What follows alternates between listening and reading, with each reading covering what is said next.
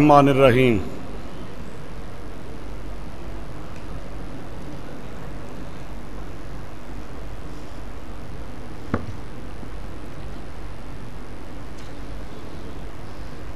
آپ کے سامنے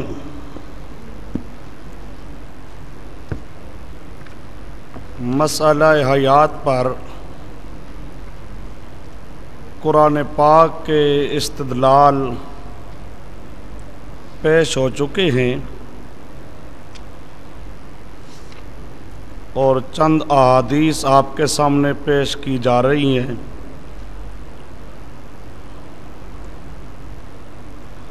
ان میں حدیث نمبر 28 آپ کے سامنے ہو چکی ہے۔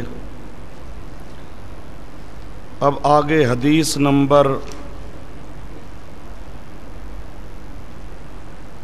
29۔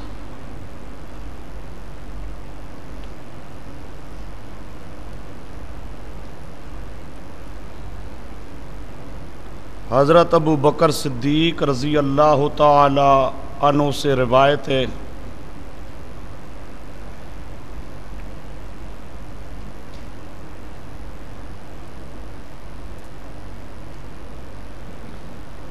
وہ فرماتے ہیں کہ رسول پاک صلی اللہ علیہ وسلم نے ارشاد فرمایا، یہ جو آگے الفاظ ہیں یہ حدیث کے یعنی پیغمبر کریم صلی اللہ علیہ وسلم کے الفاظ ہیں۔ پیغمبر کریم نے فرمایا، ان عبدا خیرہ اللہ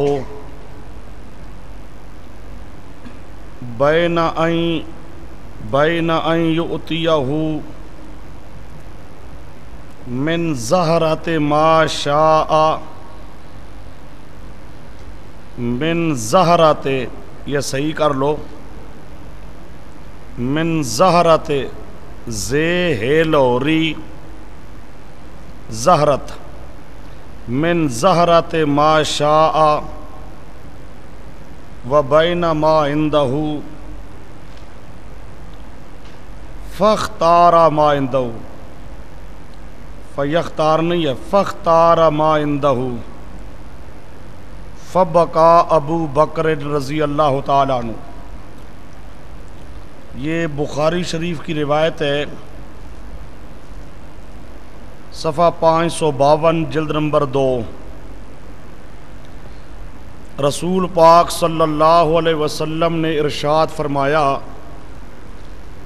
کہ ایک بندہ ہے جس کو اللہ نے اختیار دیا ہے۔ اختیار کس چیز میں ہے؟ بین ان یؤتیہ من زہرۃ ما شاء و بین ما عندہ، دنیا کی زیب و زینت اس کو دے دی جائے اور بین ما عندہ جو آخرت میں اللہ پاک نے انعامات دینے ہیں وہ اس کو اختیار دیا گیا ہے کہ دنیا کی نعمتیں زیب و زینت لینا چاہتا ہے یا آخرت کی۔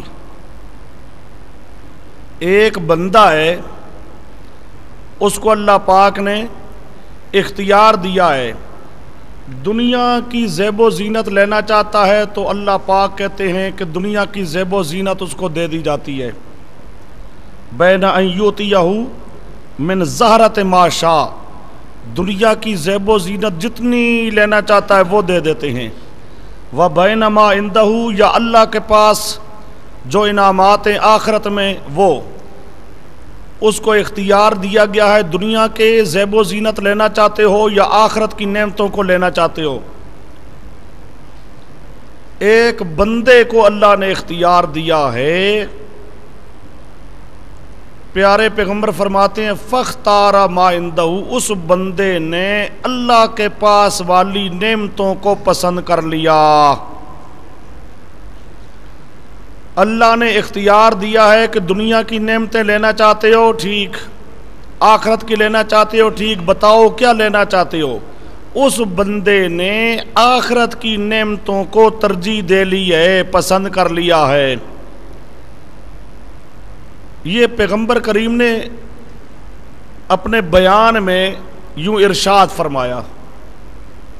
حضرت ابو بکر نے جب یہ سنا تو فبکا ابو بکر، حضرت ابو بکر رونے لگے. حضرت ابو بکر سمجھ گئے کہ یہ بندہ کون ہے؟ رسول پاک صلی اللہ علیہ وسلم. اور اب رسول پاک نے آخرت کو پسند کر لیا ہے. اس کا مطلب یہ ہے کہ رسول پاک ہمیں چھوڑ کے آخرت کی طرف جا رہے ہیں. باقی صحابہ پیارے پیغمبر صلی اللہ علیہ وسلم کے ارشاد کا مطلب نہ سمجھے تھے، اس لیے ان پر کوئی اثر نہ ہوا. لیکن ابو بکر صدیق رضی اللہ تعالیٰ عنہ مطلب سمجھ گئے کہ اس کا مطلب تو یہ ہے کہ ہمارے پیارے پیغمبر صلی اللہ علیہ وسلم ہمیں چھوڑ کے ہم سے جا رہے ہیں. اس لیے حضرت ابو بکر رضی اللہ تعالیٰ عنہ رو پڑے. اب یہ حدیث بتا رہی ہے کہ پیارے پیغمبر خود بتاتے ہیں کہ میں نے جب موت کا جام پینا ہے، میں نے یہاں تمہارے پاس نہیں رہنا، اللہ کے پاس چلے جانا ہے. میں نے تمہارے پاس نہیں رہنا ہے، اللہ کے پاس میں نے چلا جانا ہے. چنانچہ اب مثلا یہ جو حدیث ہے، اسی حدیث میں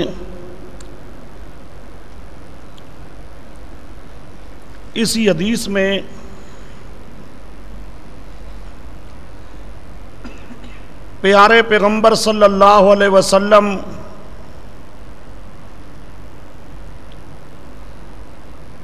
ما عندہ،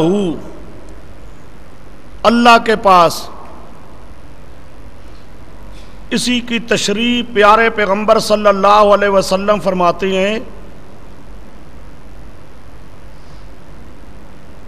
جنت، کہ ایک بندے کو اختیار دیا گیا ہے کہ دنیا میں رہنا چاہتا ہے یا جنت میں جانا چاہتا ہے.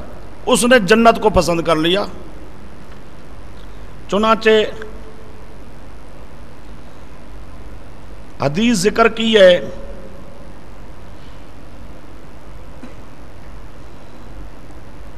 فَخُيِّرْتُ بَيْنَ ذَلِكَ وَبَيْنَ لِقَاءِ رَبِّي وَالْجَنَّةِ فَاخْتَرْتُ لِقَاءَ رَبِّي وَالْجَنَّةِ، میں نے پسند کر لیا رب کی ملاقات اور جنت کو.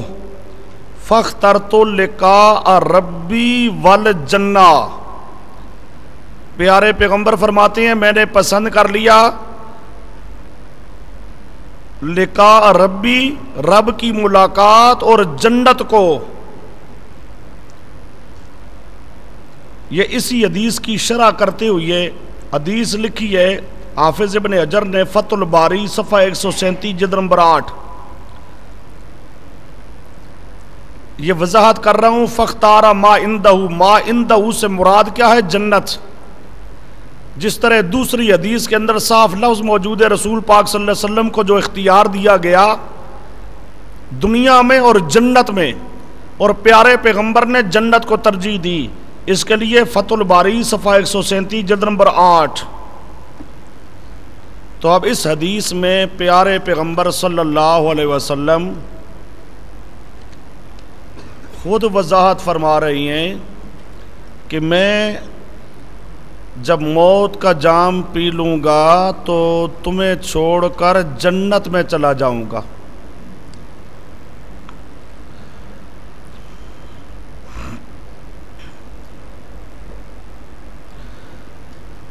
آگے آپ کے پاس حدیث نمبر 30 ہے. اس حدیث کے راوی ہیں حضرت جبیر ابن مطعم رضی اللہ تعالیٰ عنہ.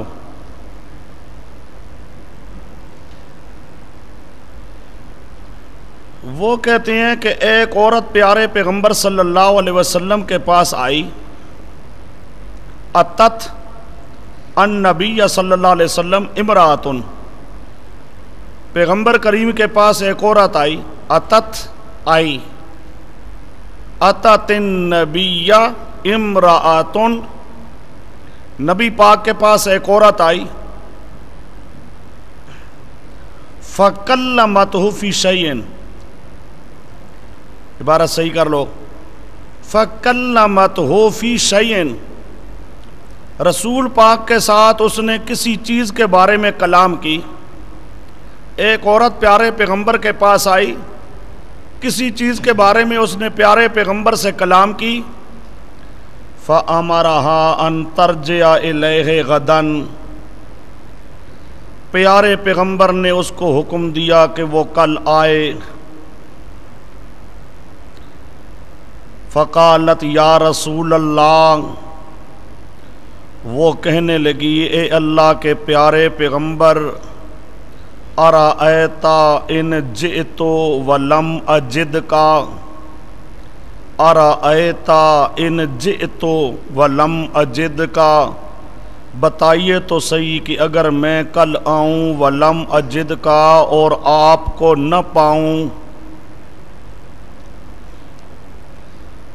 آپ کہتے ہیں کل آ، میں چلو کل آ جاؤں گی، لیکن میں کل جو آؤں، ان جئت ولم اجدک، میں آؤں لیکن آپ موجود نہ ہوئے، میں نے آپ کو نہ پایا۔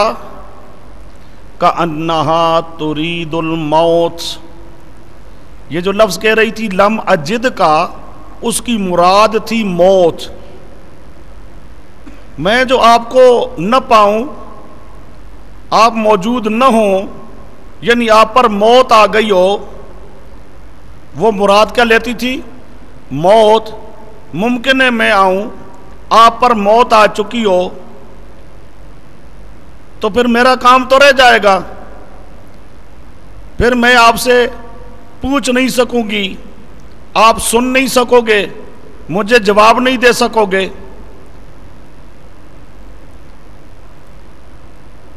اس لیے وہ کہتی ہے گویا کہ کل کی بجائے پیارے پیغمبر آج ہی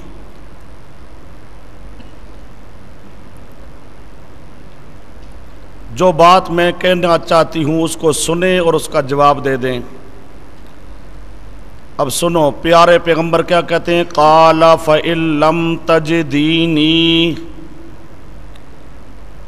اب پیارے پیغمبر یہ نہیں کہتے کہ مجھ پہ موت نہیں آئے گی، یا موت آئے گی تب بھی میں سنتا رہوں گا اور تیری بات میں سن کے تجھے جواب دے دوں گا۔ پیارے پیغمبر اس کی بات سمجھ گئے اور فرمایا یہ بات تو ٹھیک ہے کہ ممکن ہے موت آ جائے، کیا پتہ ہے، اور موت آ گئی تو میں تیری بات نہ سن سکوں گا، نہ تجھے میں جواب دے سکوں گا، اور تیرا مسئلہ دھرے کا دھرا رہ جائے گا۔ تو پیارے پیغمبر فرماتے ہیں فإن لم تجدینی، اگر تو مجھے نہ پائے نا، تو آئے اور مجھے نہ پائے، میں موجود نہ ہوں، یعنی مجھ پہ اگر موت آ گئی ہو، فأتی ابا بکرن، تو حضرت ابو بکر کے پاس آ جانا۔ میں نہیں ہوں گا تو میرا ابو بکر تو ہوگا، تیری بات ابو بکر سنے گا اور تجھے جواب دے گا۔ اب پیارے پیغمبر صلی اللہ علیہ وسلم فرما رہی ہیں، سمجھانا چاہتی ہیں کہ موت برحق ہے، اور جب موت انسان پر آ جایا کرتی ہے دنیا سے تعلق ختم ہو جایا کرتا ہے، پھر دنیا سے اس کا کوئی سننا سنانا جاننا دنیا کی چیزوں کا یہ کچھ پتہ نہیں ہوتا۔ یہ بخاری شریف صفحہ 516 جلد نمبر 2، مسلم شریف صفحہ 273 جلد نمبر 2۔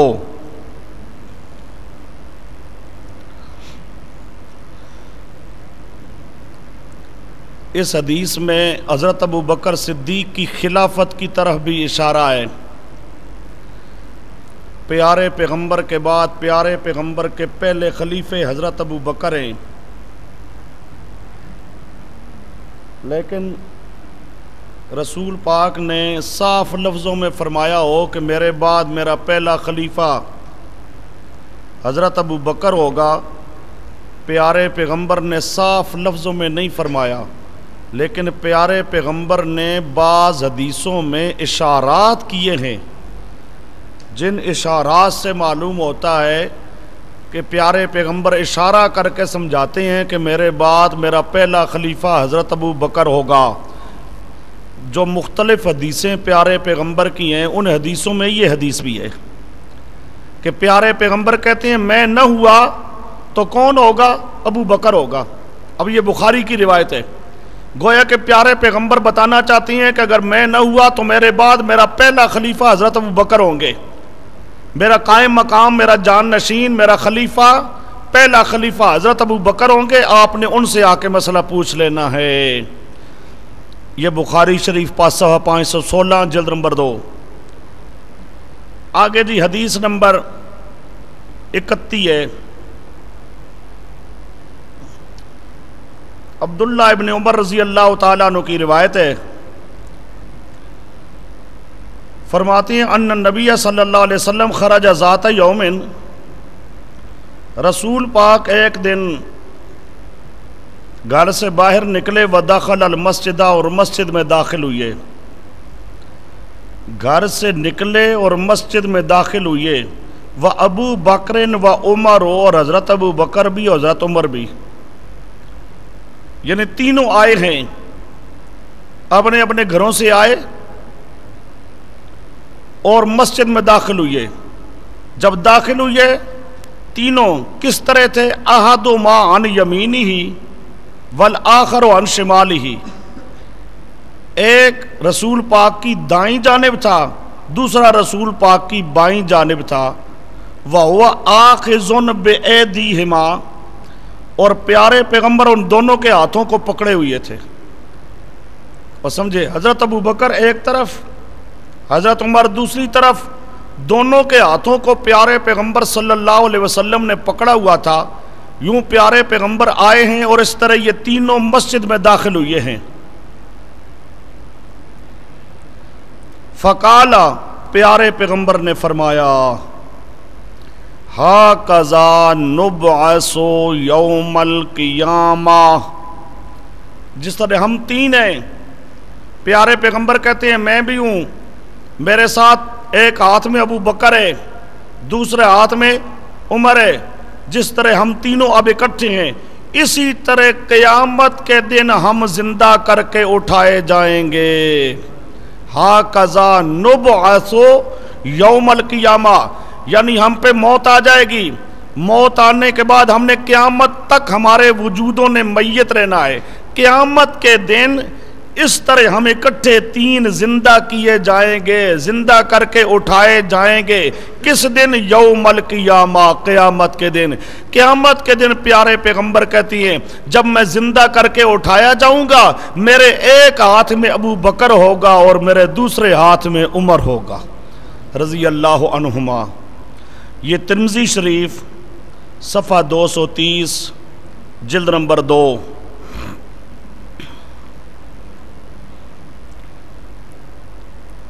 آگے روایت ہے حضرت انس رضی اللہ تعالیٰ عنہ سے.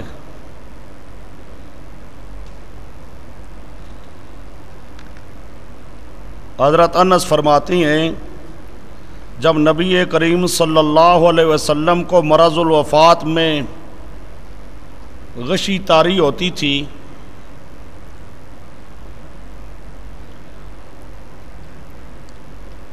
بخار تھا سخت، بخار میں بے ہوشیاں طاری ہوتی تھیں. جب بے ہوشی طاری ہوتی تھی، حضرت فاطمہ رسول پاک صلی اللہ علیہ وسلم کی بیٹی حضرت فاطمہ نے پیارے پیغمبر کو فرمایا، فقالت فاطمہ تو وا قرب اباہ وا قرب اباہ، دوبارہ صحیح کر لو، ہائے میرے ابا جان کو کتنی تکلیف ہے. وا قرب اباہ، حضرت فاطمہ کہتی ہیں میرے ابا جان کو کتنی تکلیف ہے، بخار سے بے ہوشی طاری ہوتی ہے، غشی طاری ہوتی ہے، کتنی تکلیف گزار رہی ہیں میرے پیارے پیغمبر ابا جان. فقال لہا، پیارے پیغمبر نے اپنی بیٹی کو فرمایا فقالا لہا لیس علی ابی کے قربن بعد الیوم، میری بیٹی بس آج جو تکلیف ہے، آج کے بعد تیرے ابا کو کوئی تکلیف نہیں ہوگی۔ اور سمجھے آج یہ جسم زندہ ہے، یہ تکلیف محسوس کر رہا ہے، تو اشارہ کر رہے ہیں کہ بس آج میں تجھ سے رخصت ہو کے جا رہا ہوں میری بیٹی، آج کے بعد یہ جو میرا جسم ہے اس جسم پہ کوئی پریشانی کوئی تکلیف نہیں آئے گی۔ لیس علی ابی کے قربن بعد الیوم، آج کے دن کے بعد تیرے ابا کے لیے کوئی تکلیف نہیں ہوگی۔ فلما ماتا، پھر پیارے پیغمبر نے موت کا جام پی لیا، جب موت کا جام پی لیا موت طاری ہو گئی، قالت، تو حضرت فاطمہ نے فرمایا یا ابتا، اے میرے ابا جان، اجاب ربن دعاہو، اے میرا وہ ابا جس نے رب کی دعوت کو قبول کر لیا، اجابا ربن دعاہو، رب نے اس کو بلا لیا اور میرے ابا جان نے رب کی دعوت کو قبول کر لیا۔ یا ابتا ہو، اے میرے ابا جان، کون من جنت الفردوس مأوا ہو، میرے ابا جان کون جو جنت الفردوس میں مأوا ہو، ٹھکانہ ہے ان کا، کون کہ جنت الفردوس ہے ٹھکانہ ان کا۔ یا ابتا ہو، اے میرے ابا جان، من کون جنت الفردوس مأوا ہو، جس کا ٹھکانہ جنت الفردوس ہے، اور یوں بھی پڑھا جا سکتا ہے من جنت الفردوس مأوا ہو، میرے ابا جان نے جنت الفردوس میں جا کر اپنا ٹھکانہ بنا لیا۔ یا ابداؤ، یا ابتاہو الی جبریل نن آہو، اب جبرائیل آئے تو ہم اس کو موت کی خبر دیں گے۔ اے جبرائیل، پہلے تو میرے ابا جان کے پاس آیا کرتا تھا، اب تو میرے ابا جان جا چکے ہیں۔ فلما دفنا، جب رسول پاک صلی اللہ علیہ وسلم کو دفن کر دیا گیا، قالت فاطمہ، تو حضرت فاطمہ رضی اللہ تعالی عنہا نے فرمایا یا انسو، یا انسو، اے انس، اطابت انفسکم، اطابت انفسکم ان تحسو علی رسول اللہ صلی اللہ علیہ وسلم الترابا، اطاب انفسکم، تمہاری جانوں کو یہ بات اچھی لگی، طابہ طیب، تمہاری جانوں کو یہ بات اچھی لگی کہ تحسو، تم رسول پاک پر مٹی پھینک رہے تھے، رسول پاک پر جب دفن کر کے مٹی پھینک رہے تھے، تمہارے نفسوں کو یہ بات اچھی لگی، تمہارے نفسوں نے کیسے گوارا کر لیا کہ پیارے پیغمبر پر تم نے مٹی ڈال دی۔ یہ بخاری شریف صفحہ 641 جلد نمبر 2،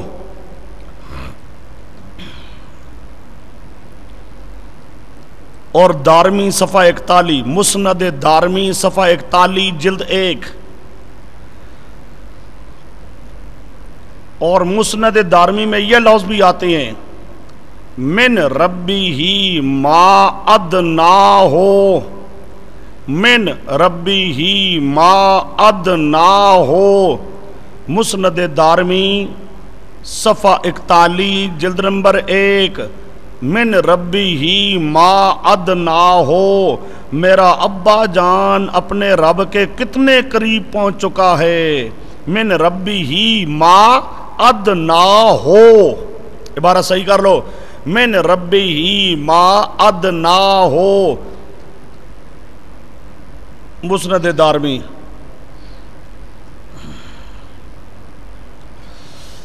اچھا جی،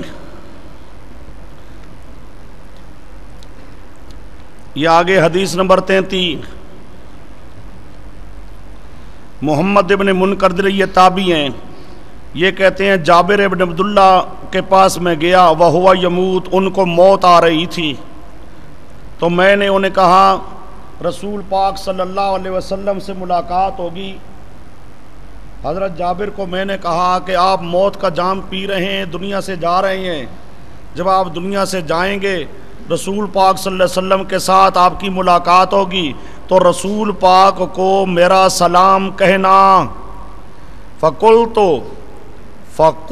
اقرأ علی رسول اللہ صلی اللہ علیہ وسلم السلام، رسول پاک صلی اللہ علیہ وسلم کو سلام کہنا، رسول پاک صلی اللہ علیہ وسلم کو سلام کہنا۔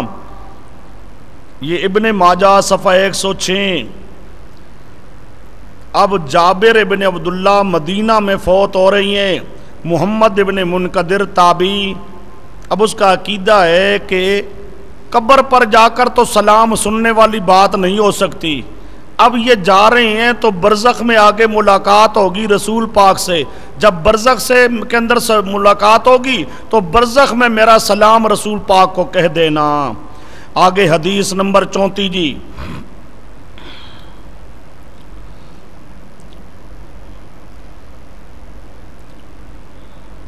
یہ بڑی لمبی ہوتی جا رہی بات، یہ 34 35 چھوڑی، آگے دیکھیے حدیث نمبر 36۔ حضرت جابر رضی اللہ تعالیٰ عنہ کہتے ہیں قال رسول اللہ صلی اللہ علیہ وسلم لو کان موسیٰ حیا ما وسعہ الا اتباعی۔ یہ دارمی صفحہ 95، دارمی صفحہ مسند دارمی صفحہ 95 جلد 1۔ لو کان موسیٰ حیا، اگر موسیٰ علیہ الصلوۃ والسلام دنیاوی حیات کے ساتھ زندہ ہوتے تو ان کے لیے ضروری ہوتا کہ میری اتباع کریں۔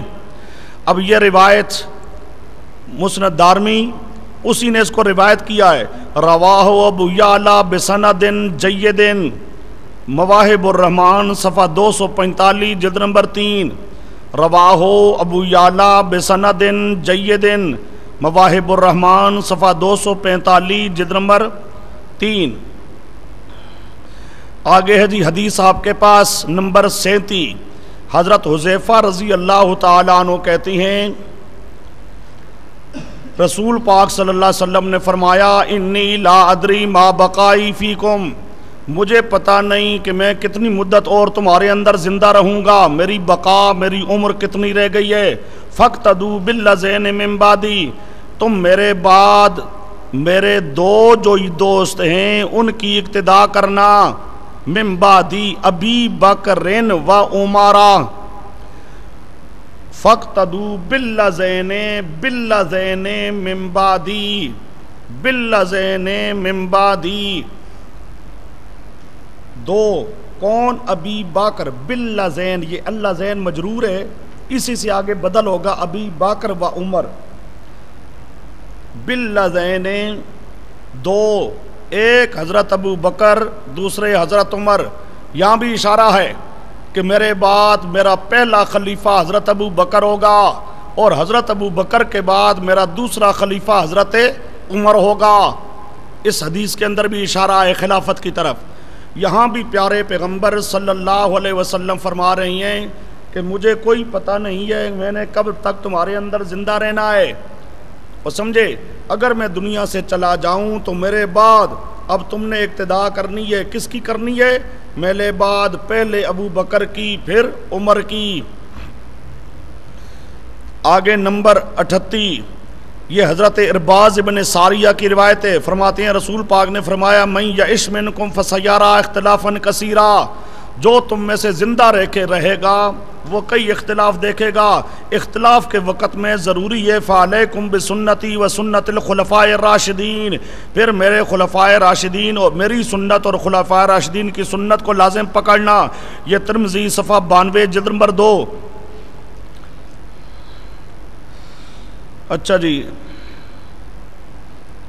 یہ 39 آگے چھوڑو اس کو، 39 40 41 41 حضرت ابو ہریرہ کی روایت ہے جی.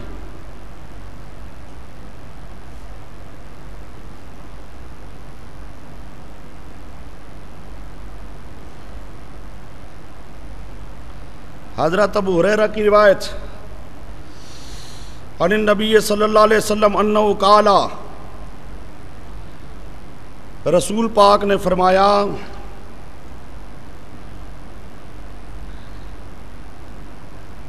انی لارجو، عبارت صحیح کر لو، انی لارجو ان طالبی عمرن، ان طالبی عمرن ان القا عیسی ابن مریم علیہ السلام. رسول پاک فرماتی ہیں کہ اگر میری عمر لمبی ہو گئی تو مجھے امید ہے کہ میں عیسیٰ ابن مریم سے ملوں گا.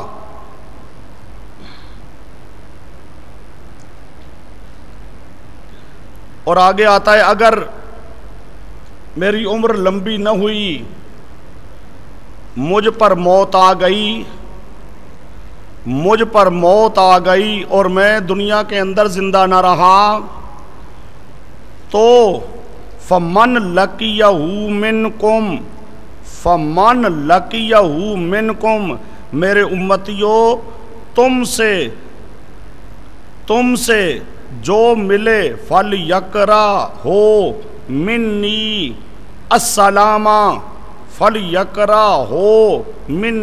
السلام، میرا سلام اس کو کہہ دینا. وہ سمجھو میں زندہ ہوا تو خود سلام کہوں گا، اگر مجھ پہ موت آ گئی تو پھر میرے امتیوں میں سے جو امتی ملے عیسیٰ علیہ السلام کو وہ میرا سلام ان کو کہہ دے. یہ اخرجہ احمد، تفسیر در منصور صفحہ 243 جلد نمبر 2، اور اسی طرح مجموع الزوائد کے اندر بھی موجود ہے یہ روایت.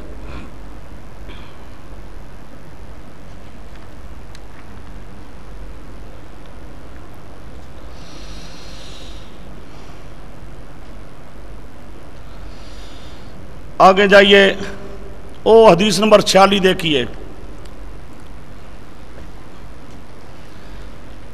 جب رسول پاک صلی اللہ علیہ وسلم دنیا سے تشریف لے گئے تو حضرت عمر نے فرمایا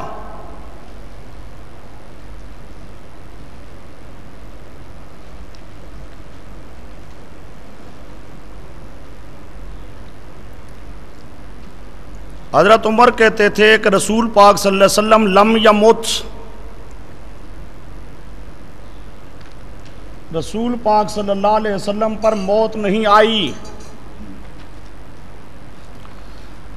ولیکن اورج بروحہ،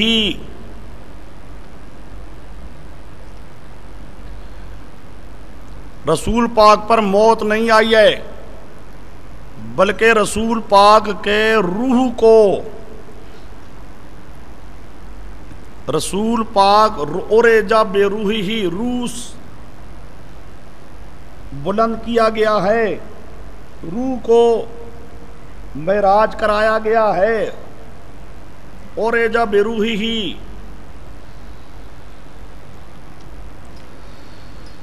رسول پاک آئیں گے ابھی تک، آ کے دین کے دشمنوں کے ساتھ مقابلہ کرنا ہے، یہ ساری بات فرما رہے تھے. لمبی حدیث ہے وہ.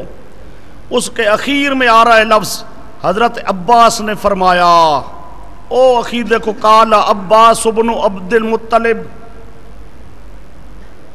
حضرت عباس رسول پاک کے چچا.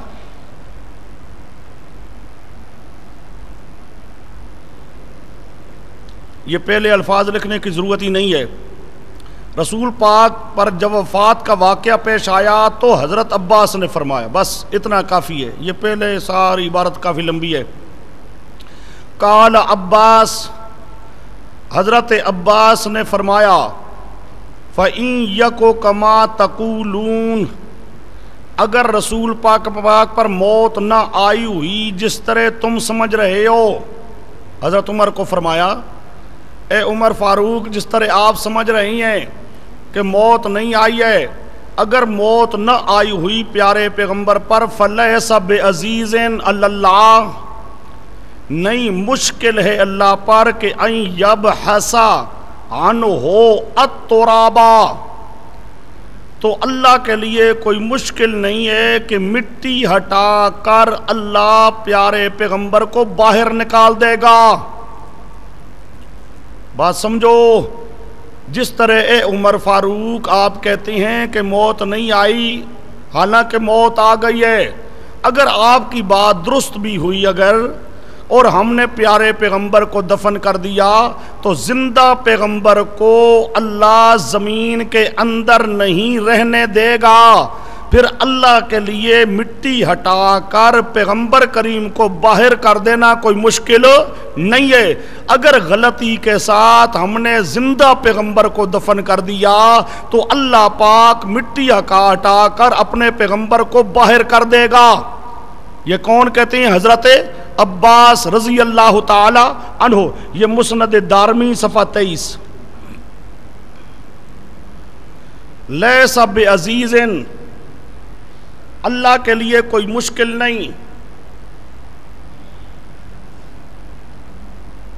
کیا مشکل نہیں؟ ان یبحث عنہ الترابا، کہ اللہ پاک پیغمبر کریم سے مٹی ہٹا لے، مٹی ہٹا کر پیارے پیغمبر کو اللہ باہر کر دے. اگر زندہ پیغمبر دفن کر دیے گئے تو اللہ مٹی ہٹا کر باہر کر دے گا. سمجھو حضرت عباس کیسا ایک قانون سمجھا رہی ہیں. یعنی پیغمبر کریم پر موت آ چکی ہے، اب پیغمبر کریم کا پاک وجود زندہ نہیں ہے. اگر زندہ ہوا اور ہم نے غلطی سے دفن کر دیا تو اللہ مٹی کو ہٹا کر پیارے پیغمبر کے پاک وجود کو زمین کے اوپر لے آئے گا. پیارا وجود زندہ ہوا تو اندر نہیں رہے گا، اللہ اندر نہیں رہنے دے گا، اندر تبھی رہے گا کہ زندہ نہ ہوگا. وہ سمجھے؟ پیارے پیغمبر صلی اللہ علیہ وسلم کا پاک جسم، پیارے پیغمبر کا پاک وجود، اگر یہ زندہ ہوا تو اللہ اسے باہر لے آئے گا، اور اگر اندر ہی رہ جائے تو اس کا مطلب یہ ہے کہ زندہ نہیں ہے. او کو بات سمجھ آ رہی ہے؟ لیس بعزیز علی اللہ، اللہ کے لیے کوئی مشکل نہیں کہ اللہ مٹی کو ہٹا کر اپنے پیارے پیغمبر کو زمین کے اوپر لے آئے. اگر زندہ پیغمبر کو دفن کر دیا گیا تو اللہ پاک یقیناً ایسا کرے گا. اب تو 1500 سال گزر گئے، 15ویں صدی ہے، 1400 کتنے ہیں؟ 31. ہاں 1431 یہ ہجرت سے شروع ہوئے ہیں، ہجرت سے شروع ہوئے تو 1420 سال تو گزر گئے ہیں پیارے پیغمبر صلی اللہ علیہ وسلم کی وفات طیبہ طاہرہ کو.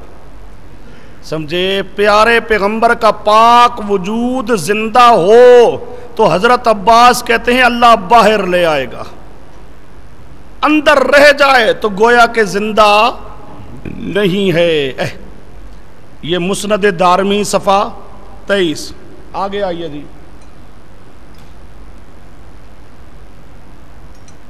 حدیث نمبر ہے آپ کے پاس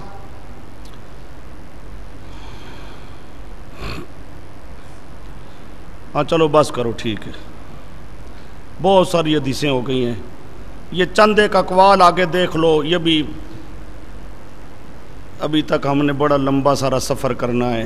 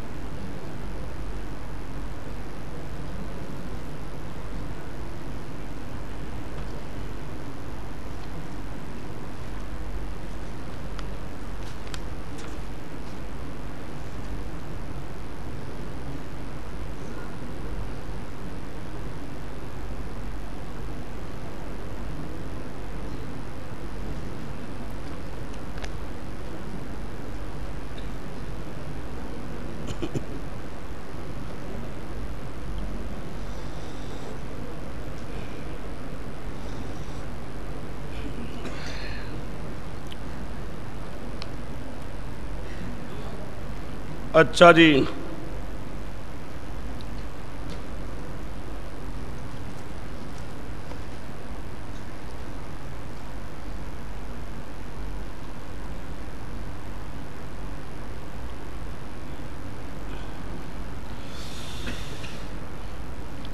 جو آیتیں گزر چکی ہیں 49، ان آیتوں میں نے آپ کو کہہ دیا تھا کہ النار یعرضون علیہا، آیت نمبر 50 وہ ساتھ ملا لینی ہے، اس کے حوالہ جات آپ کے پاس لکھے ہوئے ہیں، النار یعرضون پر، اور تفسیروں کے حوالے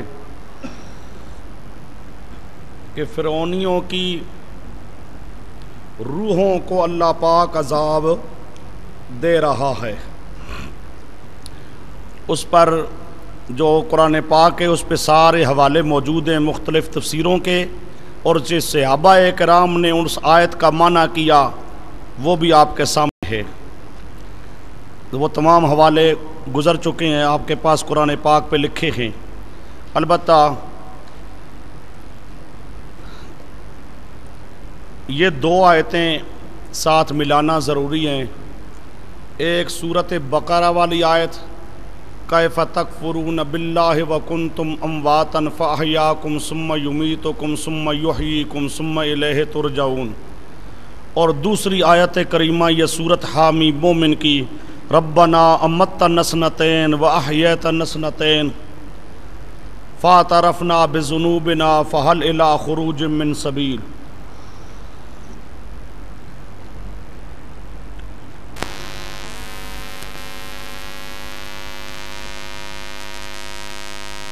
یہ دو آیتیں ہیں،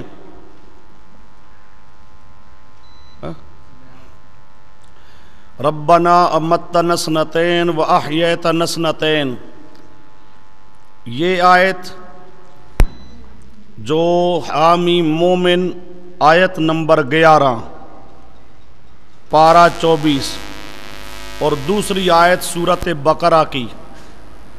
اب ان دونوں آیتوں پر سمجھو، ان دونوں آیتوں کا معنی جو صحابہ کرام نے کیا،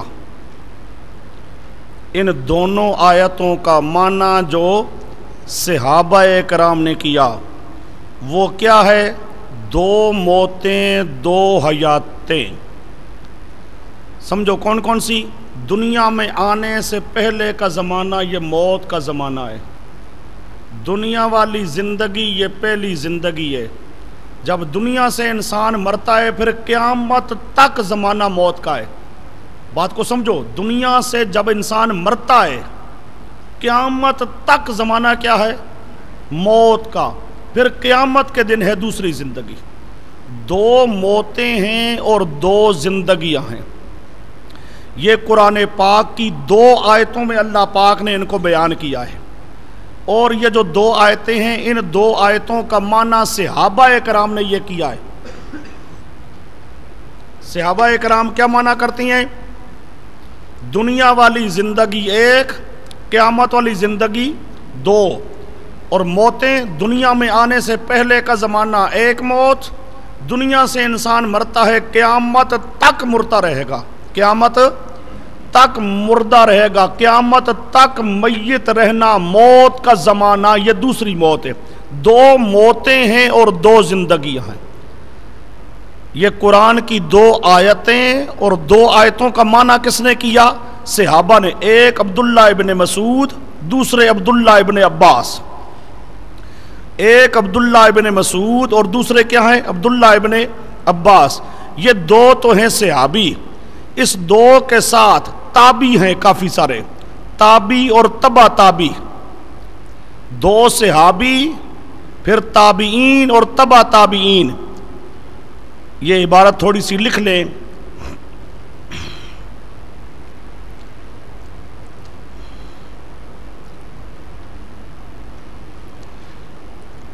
عن ابن عباس وناس من الصحابہ، عن ابن عباس و ناسم من الصحابہ. نام چلو لکھتے جاؤ آسانی سے، بجائے عربی عبارت کے عربی عبارت آپ کے لیے مشکل ہوگی. عبداللہ ابن عباس، حضرت حسن یہ تابعی ہیں، ابو العالیہ تابعی ہیں، مجاہد قتادہ یہ تابعی. ابو العالیہ، حسن، مجاہد، قتادہ یہ مختلف تابعین. اب صحابہ بھی اس آیت کا معنی جو کرتی ہیں اور تابعین بھی، اور اسی طرح تبع تابعین. یہ تفسیر ابن کثیر صفحہ 67 جلد 1، صفحہ 67 جلد 1 اور صفحہ 73 جلد 4. جلد 1 کا جو حوالہ ہے وہ سورۃ بقرہ کی آیت پر ہے، اور جلد 4 کا جو حوالہ ہے یہ حامی مومن کی آیت پر ہے. دو جگہ پر یہاں پر انہوں نے مختلف صحابہ، تابعین، تبع تابعین انہوں نے یہ معنی کیا. اسی طرح فتح القدیر کا حوالہ لکھو، فتح القدیر صفحہ 59 جلد 1، اس میں آتا ہے جماعتم من الصحابہ، صحابہ کی ایک جماعت نے یہی معنی کیا. جماعتم من الصحابہ، صحابہ کی ایک جماعت پوری یہ معنی کرتی ہے. یہ تفسیر فتح القدیر، یہ تفسیر فتح القدیر قاضی شوکانی کی تفسیر ہے. تفسیر فتح القدیر صفحہ 59 جلد 1. اسی طرح روح المعانی صفحہ 51 جلد نمبر 24. روح المعانی صفحہ 51 جلد نمبر 24. زاد المسیر یہ علامہ ابن جوزی کی تفسیر ہے. زاد المسیر صفحہ 58 جلد 1.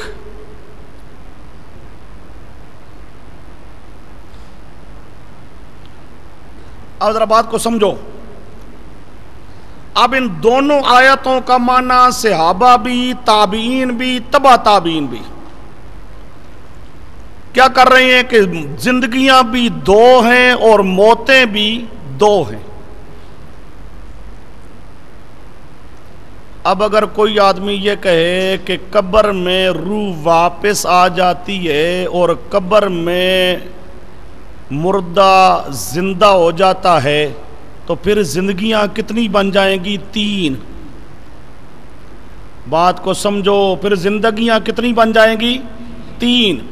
جبکہ قرآن کی یہ 2 آیتیں بتا رہی ہیں کہ زندگیاں کتنی ہیں؟ 2. اور ان آیتوں کا معنی بھی کرنے والے کون ہیں؟ صحابہ، تابعین، تبع تابعین. اور قانون پہلے سمجھایا ہوں، صحابہ کی تفسیر ایسے ہوتی ہے جیسے تفسیر نبی پاک کی. صحابہ کی تفسیر ایسے ہوتی ہے جیسے وہ تفسیر ہے نبی پاک صلی اللہ علیہ وسلم کی. اس کے حوالے بھی گزر گئے ہیں آپ کے پاس. صحابی کی تفسیر یوں ہوتی ہے جیسے رسول پاک صلی اللہ علیہ وسلم کی تفسیر ہے. اب اگر یہ کہا جائے کہ قبر میں روح واپس آتی ہے اور قبر میں مردہ کا جسم زندہ ہو جاتا ہے، روح اس کے اندر داخل ہو جاتی ہے، تو پھر زندگیاں کتنی بن جاتی ہیں؟ 3. 3 زندگیاں ماننا قرآن کی ان 2 آیتوں کی مخالفت ہے. قرآن پاک کی یہ 2 آیتیں بتاتی ہیں کہ زندگیاں 2 ہیں اور موتیں بھی 2 ہیں. اب اگر کوئی آدمی 3 زندگیوں کا قائل ہے، کوئی آدمی 3 زندگیوں کا قائل ہے، تو اس کا عقیدہ قرآن پاک کی ان 2 آیتوں کے خلاف ہے.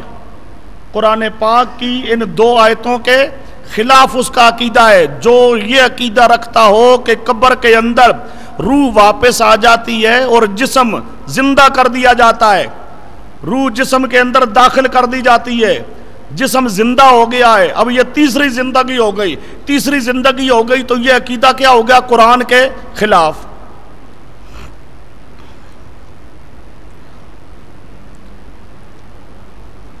یہاں پر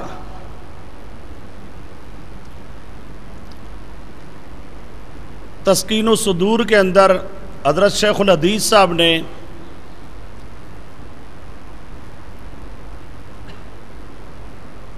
چند تفسیروں کے حوالے دے کر لکھ دیا کہ فلاں کہتا ہے کہ قبر کے اندر زندہ کر دیے جاتے ہیں،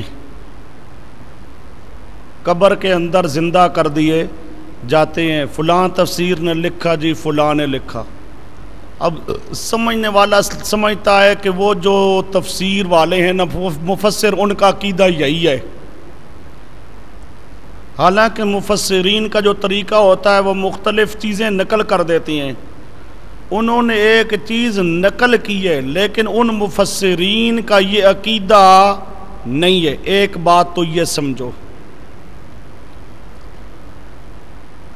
شیخ الحدیث صاحب نے چند مفسرین کا حوالہ دے دیا جس سے بظاہر تاثر کیا دیا ہے کہ ان مفسرین کا عقیدہ بھی یہی ہے کہ قبر میں مردہ زندہ کر دیا جاتا ہے،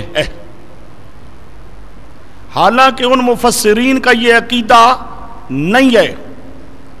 بات سمجھو، ان مفسرین کا یہ عقیدہ نہیں ہے۔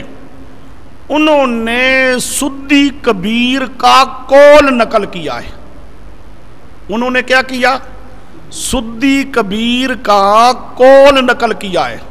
کس کا؟ سدی کبیر۔ کس کا؟ سدی کبیر کا قول نقل کیا۔ اب شیخ الحدیث صاحب کا فرض تھا نا مفسرین کے ذمہ لگانے کی بجائے صاف کہتا سدی کی یہ تفسیر ہے۔ یہ تفسیر کرنے والا کون ہے؟ سدی کبیر ہے۔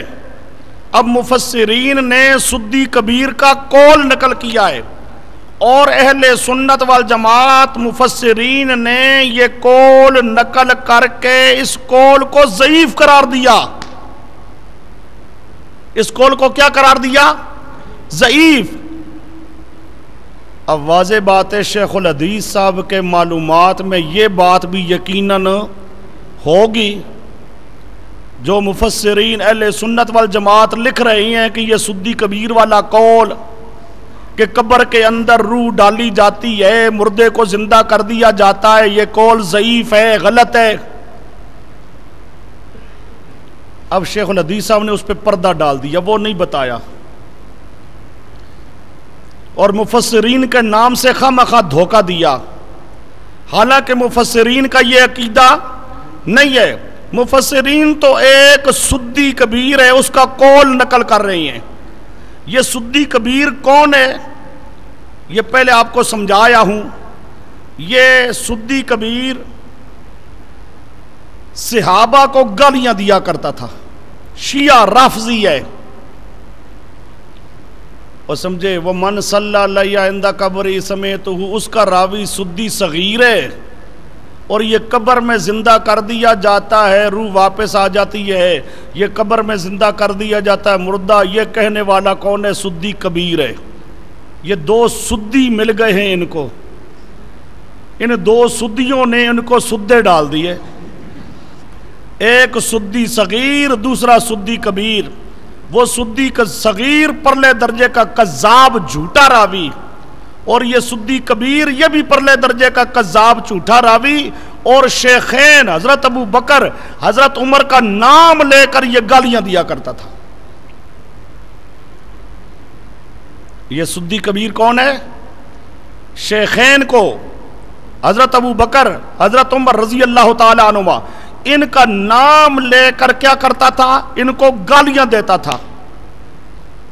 اب ایک طرف عبداللہ ابن مسعود، عبداللہ ابن عباس وہ آیت کا معنی کرتے ہیں، آیت قرآن کی، معنی صحابہ کا، وہ سمجھے آیت قرآن کی، معنی صحابہ کا، اور اس کے مقابل سدی کبیر کا معنی جو صحابہ کو گالیاں دینے والا ہے، جو صحابہ کو گالیاں دینے والا ہے۔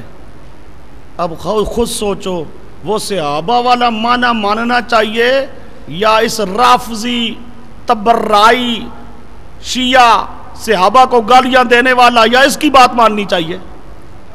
اب شیخ الحدیث صاحب کو بھی یہ پتہ تو تھا، اب سدی کبیر کا نام چھڑا کے فلاں مفسر نے لکھا تو فلاں لکھا، تاکہ سمجھنے والا سمجھے کہ شاید ان مفسرین کا عقیدہ یہی ہے، حالانکہ ان مفسرین کا یہ عقیدہ نہیں ہے، وہ تو سدی کبیر کا قول نقل کر رہی ہیں، اور سمجھے؟ اور سدی کبیر کون ہے؟ یہ رافضی ہے، تبرعی ہے، شیخین کو گالیاں دینے والا ہے۔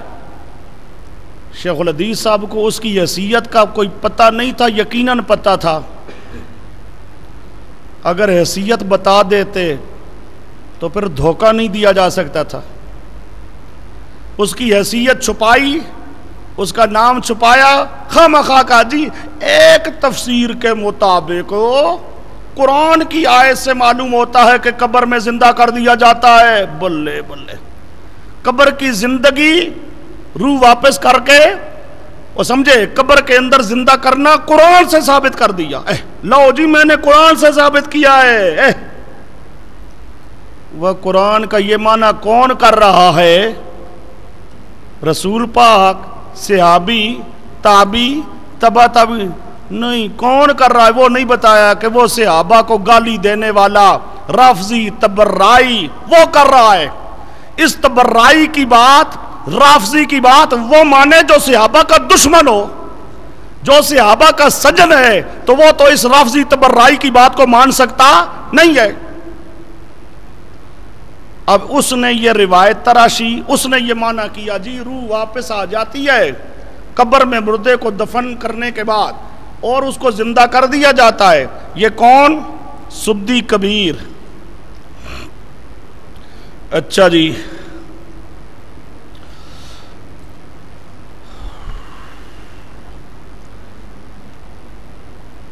اب ایک طرف آیتوں کا معنی ہے صحابہ والا، تابعین تبع تابعین والا، اس کے مقابل سدی کبیر رافضی تبرعی کا معنی ہے۔ اب صحابہ کے مقابل اس کا معنی مانا جا سکتا نہیں ہے، اور قرآن کی اب صاف یہ دو آیتیں کہتی ہیں دو موتیں ہیں، دو زندگیاں۔ اگر کوئی آدمی تیسری زندگی مانتا ہے،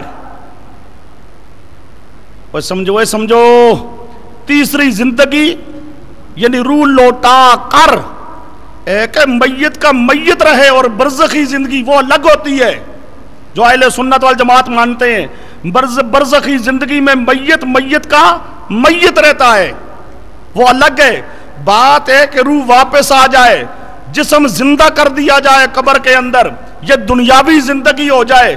یہ زندگی دنیاوی زندگی، اگر یہ زندگی مانی جائے تو زندگیاں کتنی بن جاتی ہیں؟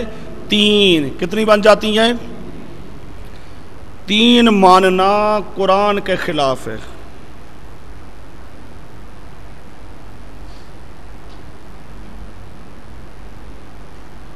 کہ آیات انبیاء کے بارے میں وہ کہتے ہیں